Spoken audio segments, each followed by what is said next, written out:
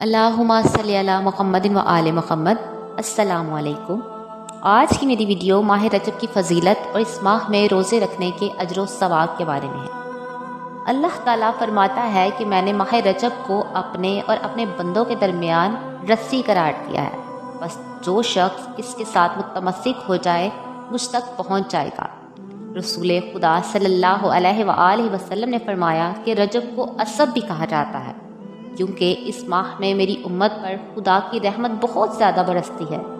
بس اس ماہ میں زیادہ سے زیادہ یہ کہا کرو، استغفر اللہ و اسألہ التوبات۔ ایک اور جگہ رسول خدا صلی اللہ علیہ وآلہ وسلم نے فرمایا کہ ماہ رجب میری امت کے لیے استغفار کا مہینہ ہے۔ اس مہینے میں کثرت سے استغفار کیا کرو اور خدا سے اپنے گزشتہ گناہوں کی توبہ طلب کرو اور آئندہ گناہوں سے بچنے کی توفیق طلب کرو، اور بہتر دعا طلب مغفرت ہے۔ رجب اللہ تعالیٰ کی رحمت کی بارش کا مہینہ ہے۔ اس میں اللہ تعالیٰ اپنے بندوں پر رحمت کی بارش کرتا ہے۔ امام موسیٰ کاظم علیہ السلام فرماتے ہیں کہ رجب ایک عظیم مہینہ ہے جس میں اللہ نیکیوں کو 2 گنا کر دیتا ہے اور برائیوں کو مٹا دیتا ہے۔ جو شخص بھی اس مہینے میں کسی دن روزہ رکھتا ہے وہ جہنم سے 1 سال کی مسافت کے برابر دور ہو جاتا ہے، اور جو 3 دن روزہ رکھے گا اس پر جنت لازم ہو جاتی ہے۔ رسول خدا صلی اللہ علیہ وآلہ وسلم فرماتے ہیں کہ ماہ رجب اللہ تعالیٰ کے نزدیک بہت زیادہ بزرگی کا حامل ہے۔ کوئی بھی مہینہ حرمت و فضیلت میں اس کا ہم پلہ نہیں، اور اس مہینے میں کافروں سے جنگ و جدال کرنا حرام ہے۔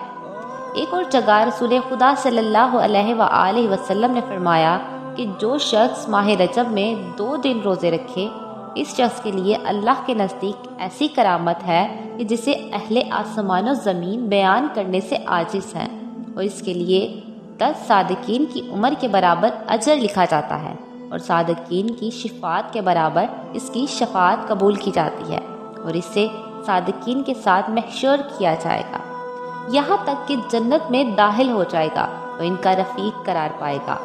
ماہ رجب میں اگر کسی انسان یعنی مومن پر ماہ رمضان کے قضا روزے باقی ہوں تو وہ قضا کی نیت سے ہی روزے رکھے، انشاءاللہ اس روزوں کا اجر و ثواب بھی حاصل ہو جائے گا۔ مفاتیح جنان میں ہے کہ ماہ رجب میں 3 دن یعنی جمعرات، جمعہ، ہفتہ روزہ رکھے، کیونکہ روایت ہے کہ جو خراب مہینوں کے ان دنوں میں روزے رکھے تو اللہ تعالیٰ اسے 900 سال کی عبادت کا اجر و ثواب عطا فرمائے گا۔ رسول خدا صلی اللہ علیہ وآلہ وسلم نے فرمایا کہ بہشت میں ایک ایسا محل ہے جس میں صرف ماہ رجب کے روزے رکھنے والے ہی جائیں گے۔ اگر آپ کو میری ویڈیو پسند آئے تو لائک، کمنٹ اینڈ شیئر لازم کریں اور سبسکرائب کرنا نہ بھولیے گا۔ جزاک اللہ خیر۔